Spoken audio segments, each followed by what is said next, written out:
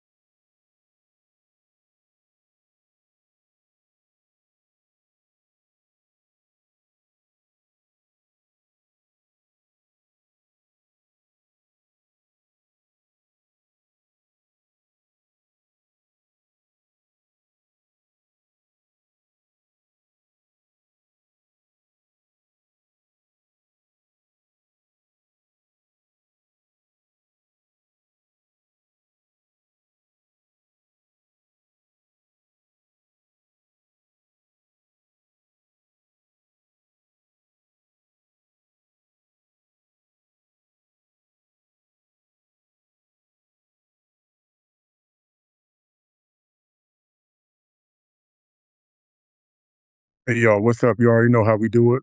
This is your boy AD. I'm locked in. Hope you locked in with Eddie Hart Show and Pusher in the independent radio show where independent artists get heard, seen, and respected. Powered by the culture, representing the DMV, and bringing you real music, real stories, and real talent. Tonight, I got a special guest with me, in the room. Grammy Award winning singer, songwriter, and true representative of the go-go culture. So I want y'all to show some love for your boy, Bravo Reds. Thank you for having me, sir. Thank you for having me. I appreciate it. I appreciate it. So, how's your day going so far today? Oh, it's going well. All right. Got some things accomplished. One big thing, I actually just got my name trademarked. That's Okay. something I always wanted to get around to, is trademarking my stage name, protecting my brand. Something I So should have let's done a long time ago. So I'm yeah. glad that I have that out the So way now. let's talk about that though. How did you start the process of trying to get your name trademarked and everything? Oh, well, it's pretty simple process.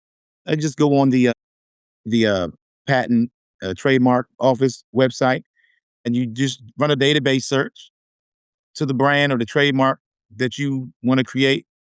And if it doesn't pop up, you have first rights to claim it. All There's a right. fee attached to it, of course. Well, since you said all that, I want you to start off with helping these indie artists who are here, got their name and all this stuff. How can you give them advice to trademark their name and like logos? Yes, I would. If you have a logo, definitely. It's going to ask you the specifics when you're actually going through it. It's pretty menu driven, pretty straightforward. And it's just something you want to do to protect yourself. You don't want to have to rebrand your music. You don't want to have to rebrand or change your stage name or have to pay for licensing for that, that actual Correct. trademark or patent, or you have to pay someone to buy it back from them. Right. So I just didn't want to have any of those problems. Understand that. Yeah, and even though I've been putting the music out for some years now, commercially, Right. so yeah, so it's actually a tab on it that you click. It asks you, "Is this already in commerce?" And you Right. just click yes. Mhm. Okay. Yeah, I see you out here. You're doing big things. You in groups. You're doing the solo thing. You killed it a couple weeks ago at Tempos. You did your Thank you, thing up brother. there. Thank you. So we're gonna talk about your go-go journey. We're gonna talk about how did that culture affect your DMV sound. Just heavy influence growing up. I guess locally, I like Gene Pratt growing up from Junkyard Band. That was somebody that I really admired as a young teen. Watching Gene Pratt, Junkyard Band, just the essence of performing in go-go and the opportunities that it gives us. And that was my journey. It was a lot of people that, like Chuck Brown was like a superstar. Right. growing up. I remember the first time I saw Chuck Brown getting out of a limo, it was the equivalent to seeing any other celebrity that Right. I've seen in DC. He just had that kind of aura about him. So, And but go-go just and I just been, trying to fit in and get in there my way ever since and doing my thing. yeah, I see you. I see you doing that. Like, what pretty much makes you different from any of these artists out here in the DMV? Oh well, DMV artists, we have some great ones here. I think I'm a great writer. I love to perform. I think my stage presence, the energy that I have on stage, I believe that's maybe second to none in the go-go game. We have conversations with people about who's better at this, who's better at that. But I like to think when I'm up there, I have that energy, and I haven't seen that yet, in my Yeah. opinion. So I think that's something that sets me apart is my stage presence and my energy, and just the fact that I'm into creating original music. Okay. And a lot of artists here in the DMV, or the ones that I typically have associated with over the years, have been heavy in the go-go game, and we just really haven't had that consistent originality that we're looking for. Right. Right. So one thing about me, another thing I should say is I'm all about that originality and trying to put forth new product and new inspiration for people. Yeah, I like that. When I see you perform, I see you give a lot of yourself into it, and I'd be like, man, he got a lot of energy. How old are you, man? I'm 45. Jeez, I'm 40. I'm 44, man. You got Really? more energy Yeah, I'll than I be do. I'll be 46 in November. Nice. I was because I was looking at you on stage. I said, if I could have that young guy energy like that, I'd be nice because I'm a drummer. So I'd be like, man, look, be nice when I see you up there. But I know that you have the love and the drive, and I like what you put together even that night because I wanted to come out and hear you say be like see what my man sounds like, and I was just like I was really impressed. So I was like Well, thank you, brother, for saying that, and thank you for coming on out. That really meant a lot to the a lot of thing with a lot of the DMV artists. We go through, the support thing. We have a lot of people that don't really support us and come out. So I really wanted to say thank you to Silly for coming and taking the time, especially on a Sunday evening. right. I don't know where you live, but you know, you drove from somewhere. So thank Yeah, you. ain't no problem. I'm one of those ones.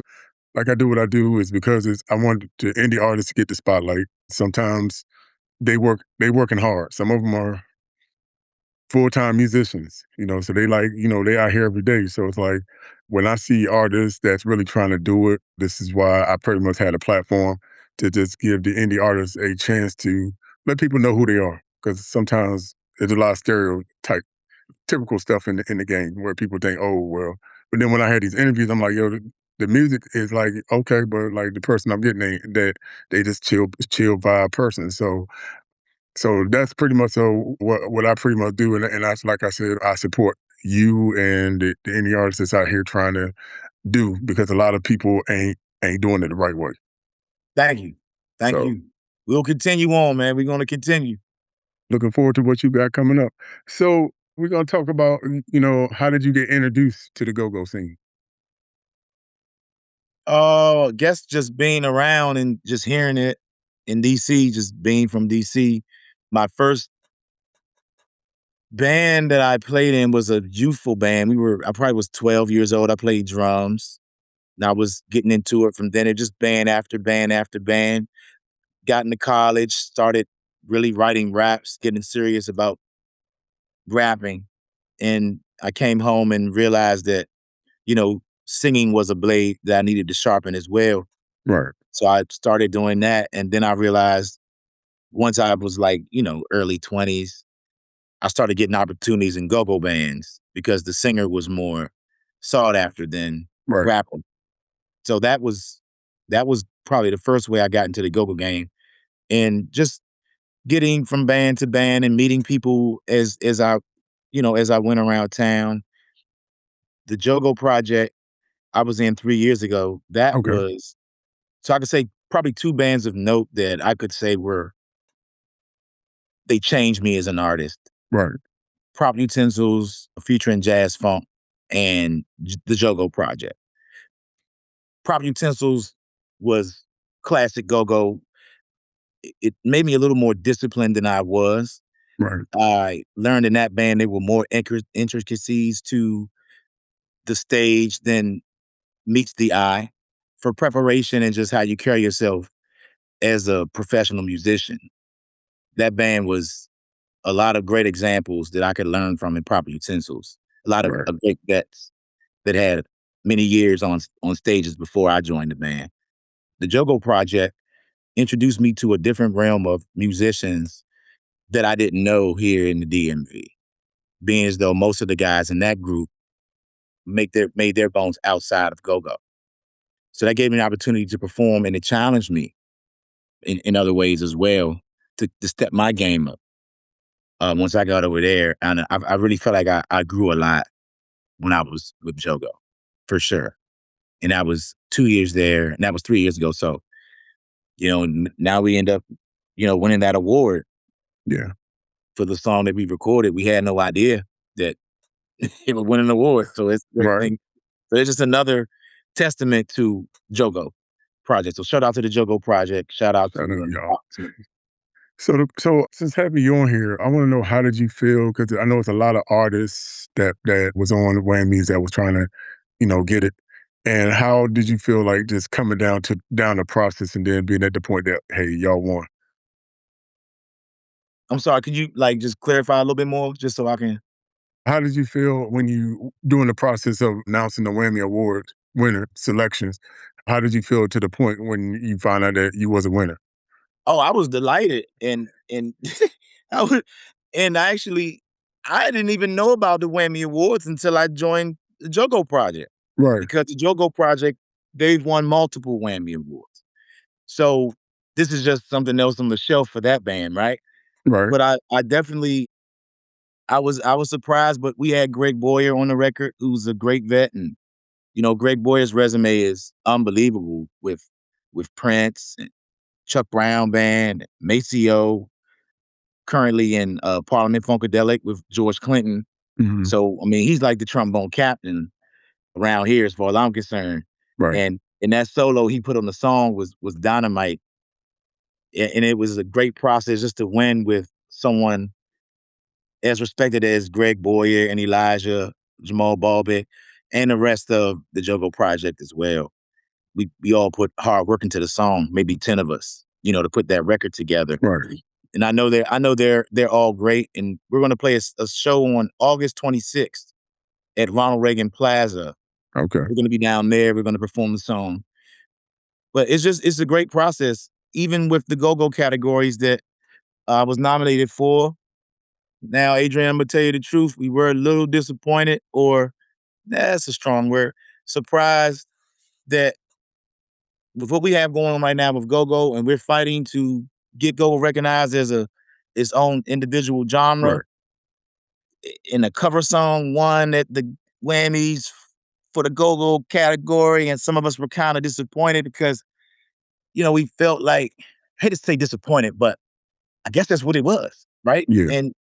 And we wanted the originality to be rewarded, Right. I agree. regardless if it was our song or someone else's song. We wanted the originality to be rewarded, being as though we're in the middle of the fight for having our own identity, amongst the music industry. Right.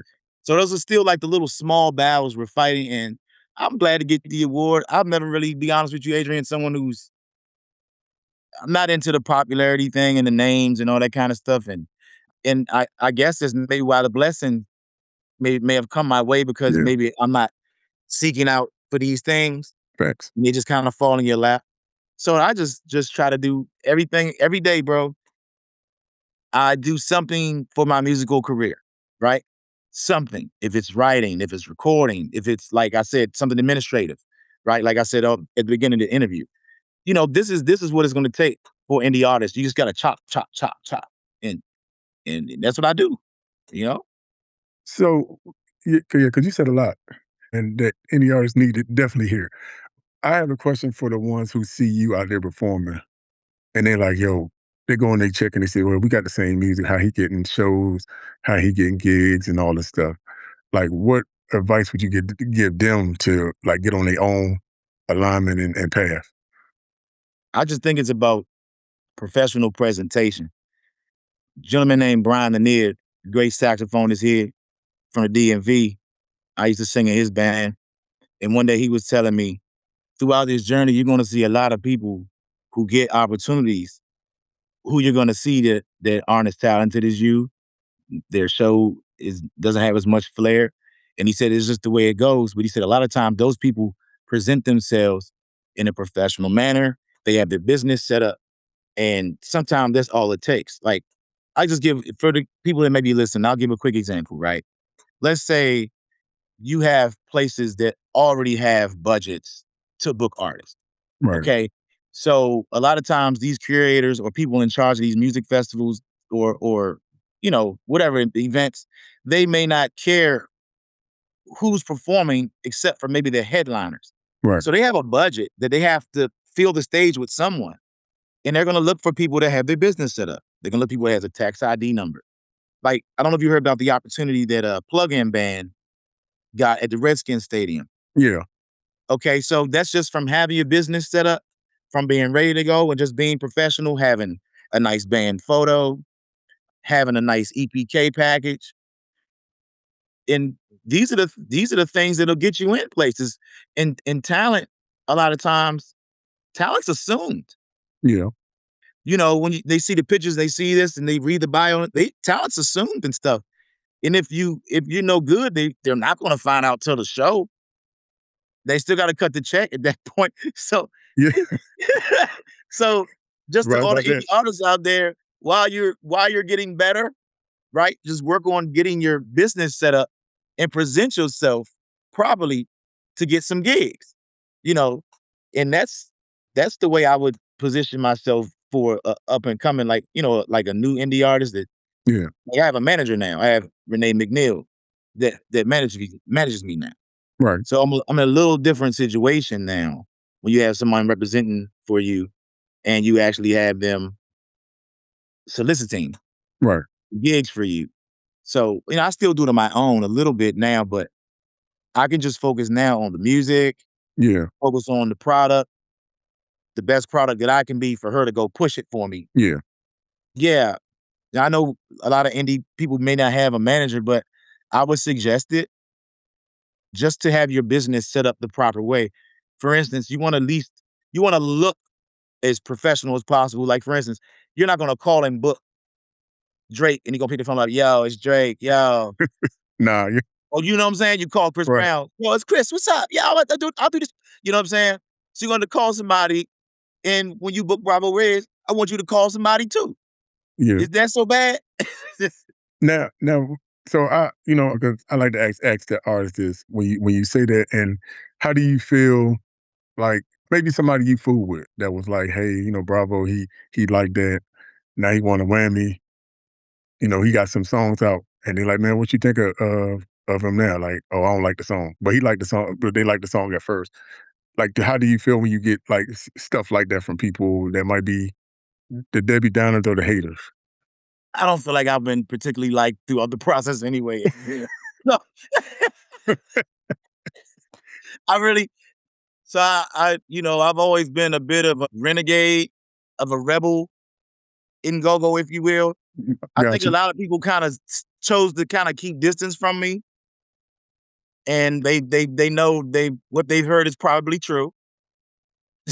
so uh, so so yeah, and yeah, I don't worry about that, but I will say people like you, my brother, and that's why I really wanted to have that whammy. Let's get to it. That's really why I wanted to have that party a couple weeks ago because Right. I was giving people an opportunity to come say, "Hey, man, good job. I see what you're doing. Free. You know what I mean? I'm performing 2 sets. Right. I have a band here. And trust me, Adrian. Trust me, my brother. I took role in that room. Hmm.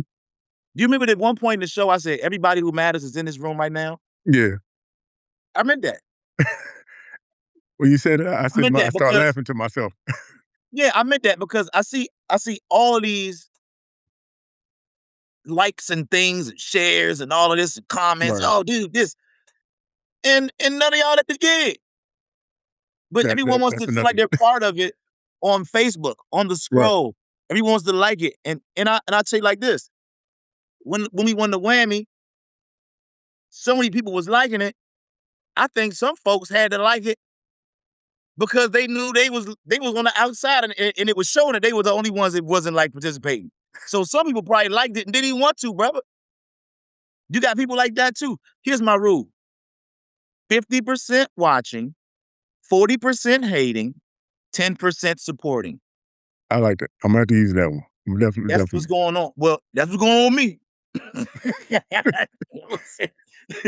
Hey, yeah, hey man, look, like I talk to a lot of them in the area and kind of hear the same thing, and I'm like, there's a lot of people that got talent that you can build a whole.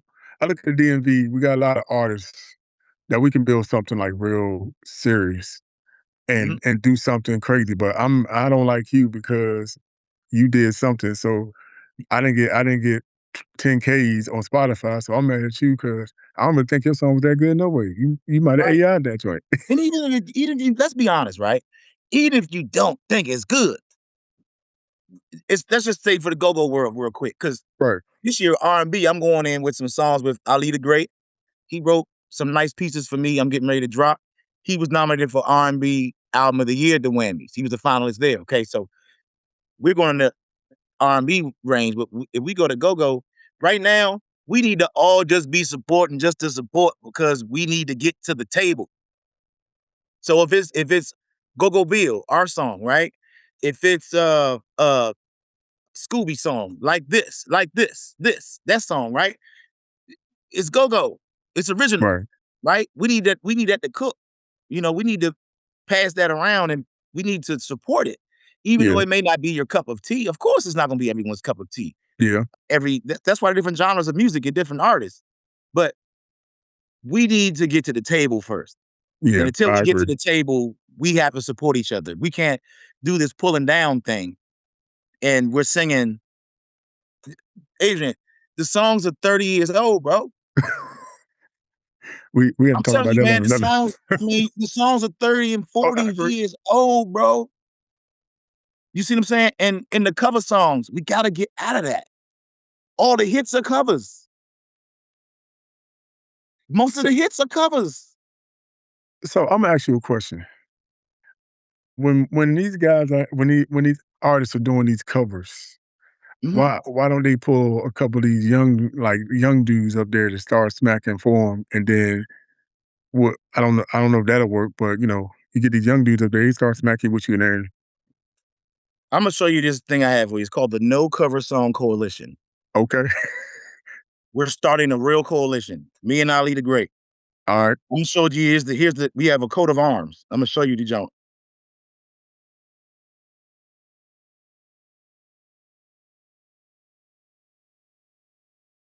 no song, all right, We're not playing. We're against these covers. We're against this genre being oversaturated with, like, for instance, in respect to the bands, I don't want you to watch this and say something that I'm trying to say anything about these units. So I'll just say the songs. Pieces of Me, right? hmm, That's not a DC band song. Hello, that's a Dale song. right, These are the things that I'm talking about. Okay. The cover song that just won the Whammy. Okay. I'm starting to feel like maybe people don't want to see us doing original stuff. Maybe I'm wishing upon a star. You know what I'm saying? Like, yeah, I got you, I don't know. I don't know, but I know that the fight that I'm in, right? right, And I know the respect it's going to take. And like the Recording Academy and all the different entities around the country, we're going to have to show them the first thing you say to a person who's not from DC and you talk to go-go, the second, they're going to say two things. I don't like the beat or whatever. And the second thing they're going to say, well, they play all cover songs, yeah, you know, and I hate when I go out of town and people say that, yeah, you know, the butt. The joke came out in school days. right, We should have another butt by now. We should have another, and even the ones that hit hard, they still didn't. I don't think much came of it, man. We right, need to keep climbing with the music, man, as we we make accomplishments, we need to keep stepping it up, stepping it up, stepping it up. And I'll say it till I'm blue in the face, bro. I just love original music. I feel like that's Yeah, why we're me all too. blessed to have our own brains and bodies. And I don't see how these people can just go on stage week after week with the same group of people and play other folks' music. Right. And it's the genre that I love. R&B, huh? So, go-go is the genre I love, but I just it's just so many things I'm unhappy with right now in go-go. Yeah. It's just so many things I'm unhappy with. So if you could change one thing, what would you change? In go-go? Just in general, just to get the Oh, I was go-go and gonna say no everything. cover songs. I was gonna say, okay. I'm gonna say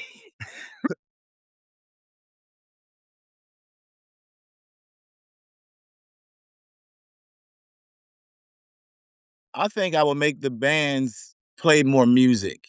Okay. Kinda like what you see from certain groups. They play a little more music and not as much Right. banging and sockets riding and things like that. And that's the go-go beat. I mean, Terry, like I said, everyone has their opinion. Everyone has what they like, how they like to party, what they like to get down to. I'm just speaking on the terms of trying to progress the music, on the terms of trying to take the music outside past Richmond and to other cities that we can perform in, and we're just not there because the Redskins are, I'm sorry, the Commanders are playing in town. You know, Right. we go to Miami, it's the takeover.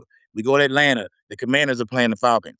We go to Vegas, the Commanders are playing we go to Dallas, they're playing the Cowboys. It's like I want to see bands go to Chicago and just play a show in Yeah. Chicago. Like when I went to Indianapolis for New Year's Eve, they didn't even know the butt was a go-go song. No, for real. I don't know the history of go-go bands that's been in Indianapolis, but I felt like almost like Matthew Henson or something. Like I felt Yeah. like I was planting the flag, you know what I'm saying, for go-go. And I'm telling about Chuck Brown at the show. We did 2 shows at the Jazz Kitchen.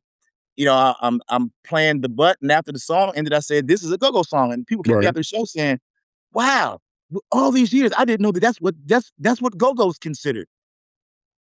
These are what I'm talking about. I mean, these are the things I'm talking about. This is how you can like branch the music out and start to create fan bases outside of DC to help the music spread. You have like one band that gets around well, and I would probably say it's Black Album. They do a great job of Right. traveling, spreading the culture. Right. So I shout out to Black Alley. I think they just were in LA. I believe so. This is what I'm talking about.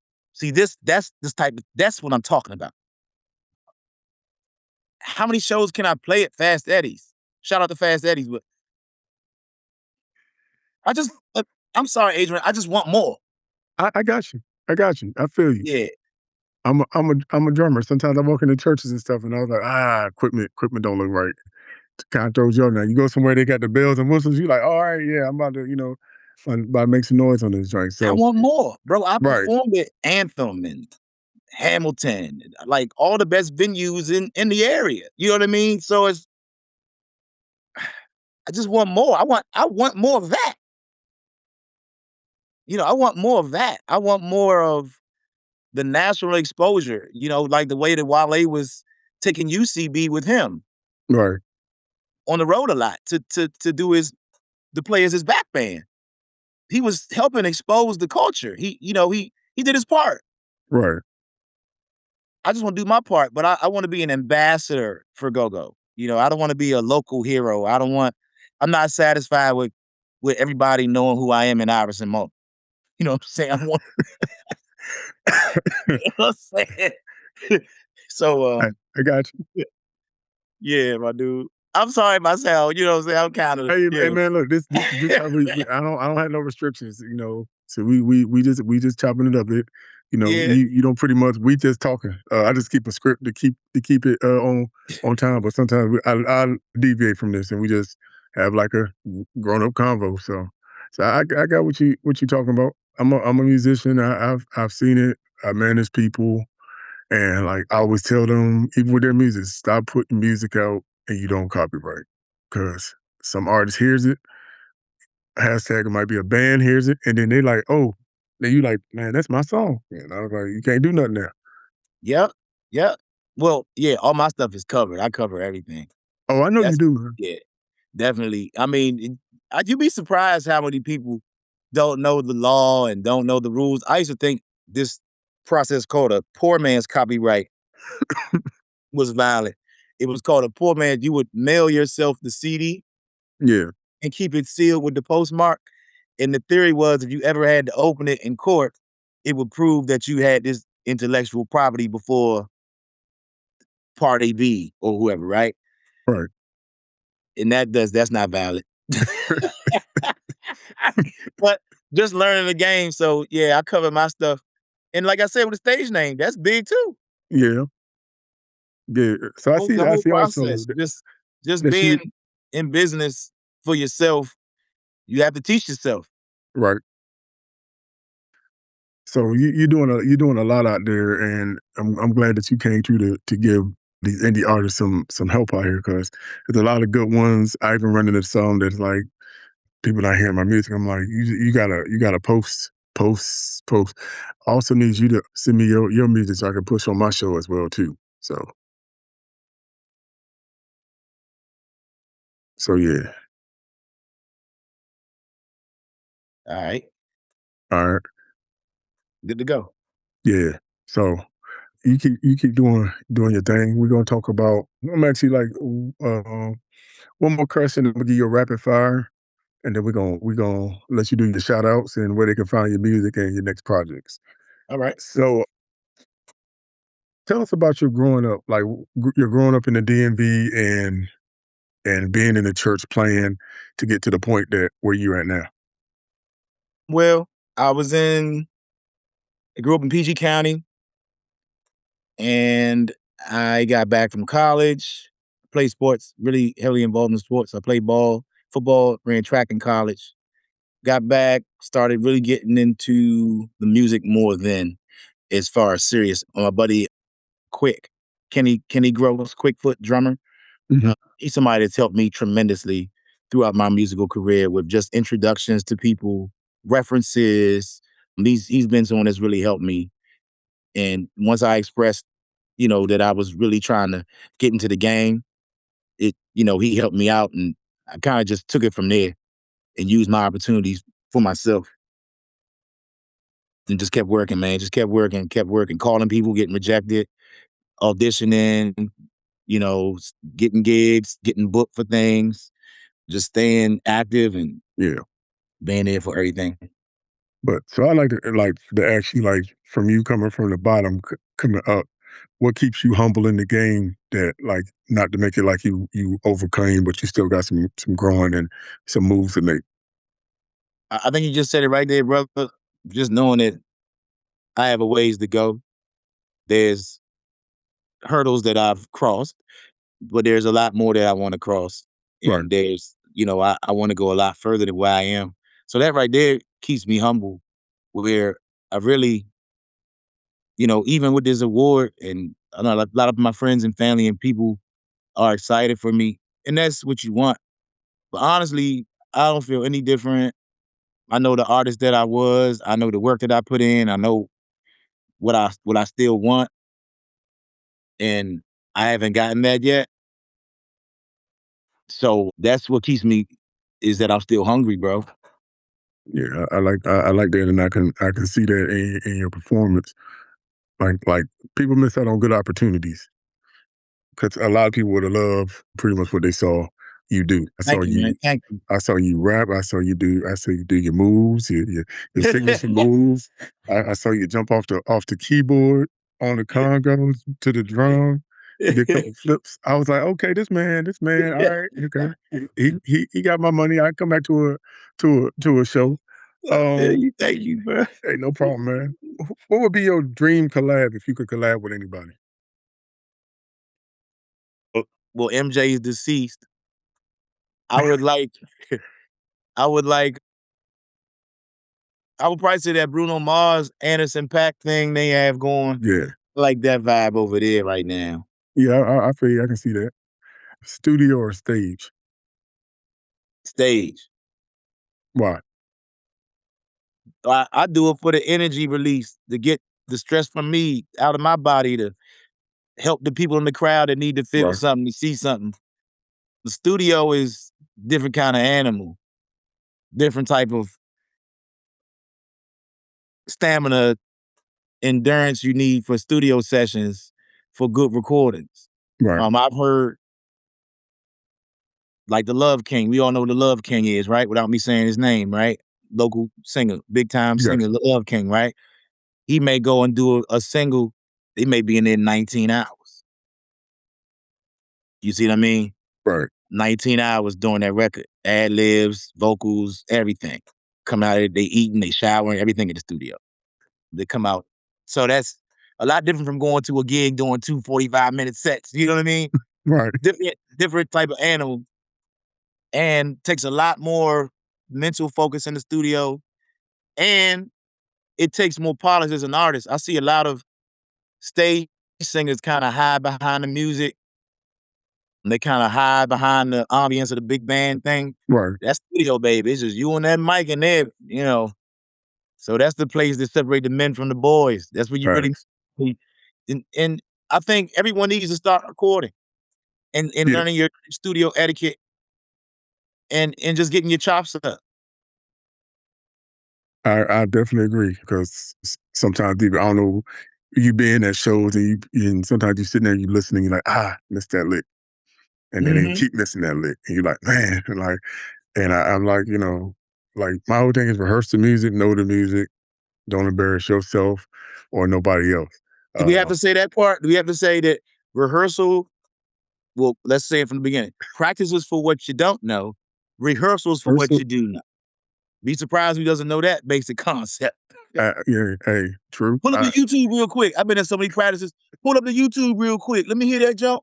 Oh, I hate stuff like that. And then like this, Oh, I got like, it. And then they halfway playing it. And then they don't go yeah, home. And then they don't go home the whole rest of the week and listen to it at all and then jump on stage and try to play the joint. yeah, because I listen sometimes to stuff I go to and I'm like, I missed that lick.